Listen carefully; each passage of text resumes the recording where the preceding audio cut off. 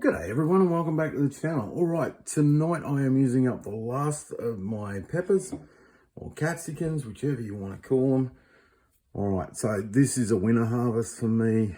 We have banana peppers, both yellow and green, a couple little orange bell peppers, some sweet peppers, and also some red bell pepper. The last of everything from the garden, so I'm going to use it up and I'm going to make some pickles. So not exactly a peck there, but there's going to be a lot of pickled peppers. So we're going to start just by putting it in each color a bit at a time.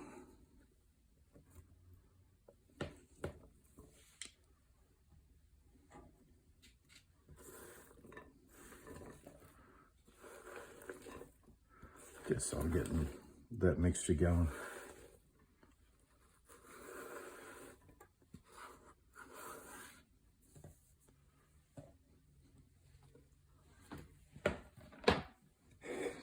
Okay, then I'm just going to give it a stir up. As you can see, some of it's cut in a batten, some of it's cut in rings. I've just gone, whichever one works. Obviously bigger rings, harder to use. Smaller rings are great, but when it got too big, I just sort of battened it up. So I'm just going to give that a good mix and get all those colors sorted. All right, that is looking absolutely gorgeous. As you can see, there are a few seeds in it. I'm not really stressed about that. It's not a great concern. Now the secret to this one, so that we're not breaking jars, is that I'm going to do all the process reasonably hot. So I've got to get the mixture ready for this before I start packing it into jars. So we'll do that, and then we'll go into the packing in jars. The amount that I had is going to make up, well, probably about 4 pints. So I'm making up a 4 times mixture, but what I'm going to give you is the basic mixture just for a 1 pint jar. So we're going to use 1 cup of just a standard white vinegar, 2/3 a cup of water, 2 teaspoons of cooking or pickling salt, non-iodized, 2 teaspoons of sugar,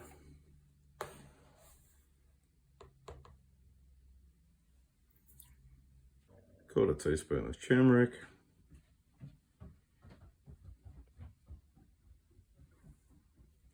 okay, and something I add that not a lot of other people do is 1 teaspoon of quarter teaspoon of a smoked paprika.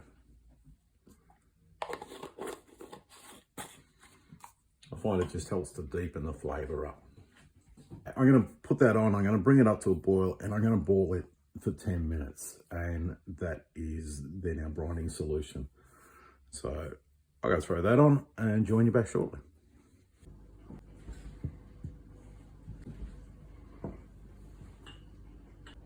Now, as I said, I want to move fairly quickly when I get to this stage.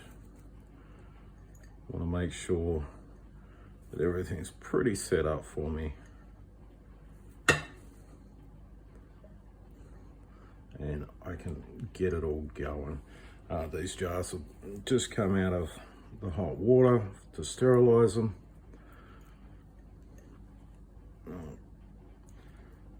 Pack down that pepper fairly good. So I want to keep the heat in the jars. I don't want to end up with thermal shock, which will end up breaking the glass on me. So I'll go through and get all of these jarred up and ready to go.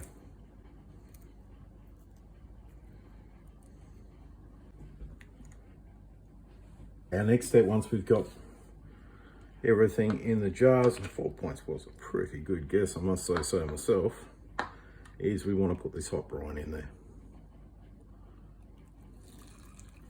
So just using a funnel to make sure I'm not spilling it everywhere and getting it over the rim of the jars.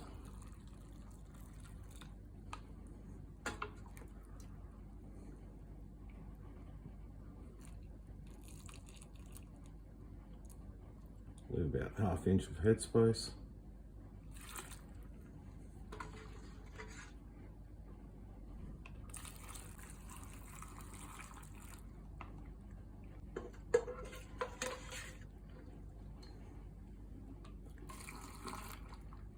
As you can see, we've got a wee bit of brine left. That's absolutely fine. Can use it for something else if you can up something else on the same day. Next step is to debubble. Just make sure you got any of the bubbles out of it.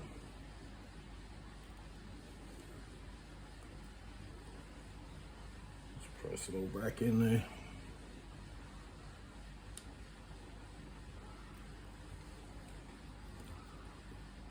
As you can see, I use the expensive chopstick tool.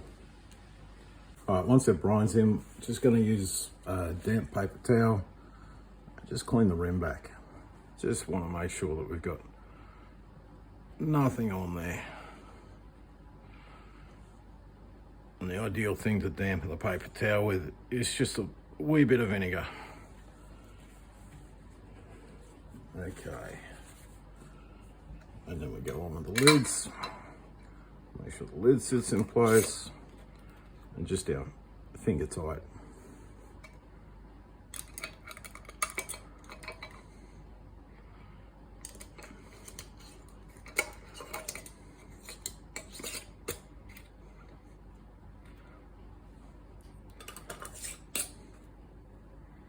From here we're going into a water bath.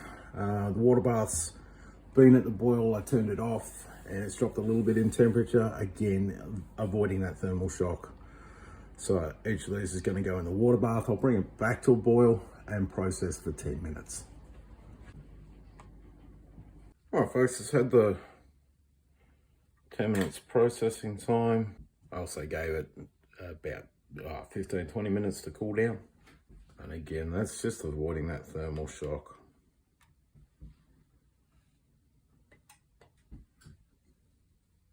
It will just clean any water up off the top.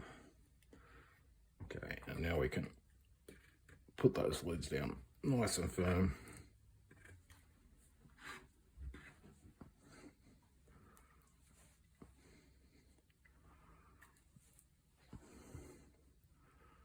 Okay, and we'll just leave them to cool down overnight.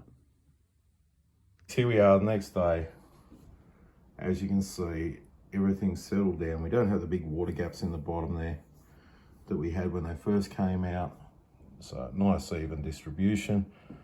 All right, now we want to leave these pickles sit for about a month so they can pickle properly before you use them.